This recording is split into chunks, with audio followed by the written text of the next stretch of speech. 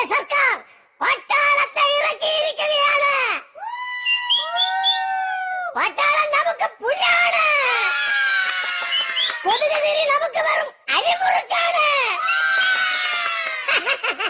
പത്തനംതിട്ടയിലും തിരുവനന്തപുരത്തും ചേർത്തലയിലും ആലപ്പുഴയിലും കോഴിക്കോടും തൃശൂറും കുത്തി പനി പടർത്തി മികച്ച പ്രകടനം കാഴ്ചവെച്ചുകൊണ്ടിരിക്കുന്ന കൊതുക് സ്ക്വാഡുകൾക്ക് നമ്മുടെ പ്രത്യേക അനുമോദനം അറിയിക്കുന്നു.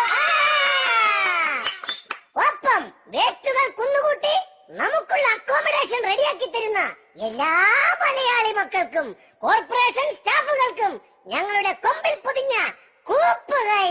എല്ലാ കൊതുക് സുഹൃത്തുക്കളും കൊമ്പുകൾ കൂട്ടിക്കുത്തി ചിറകടിച്ച് പ്രോത്സാഹിപ്പിക്കേണ്ടതാണ്.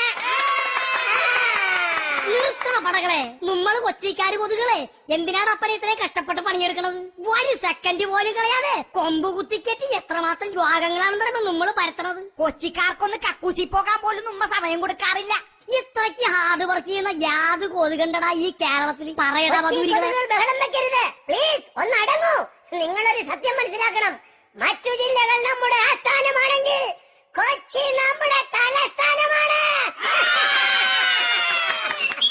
പ്രിയ കൊതുകുകളെ, എല്ലാ ജില്ലകളെയും അത്തരത്തിലെത്തിക്കാൻ നമുക്ക് പ്രതിജ്ഞയെടുക്കാം.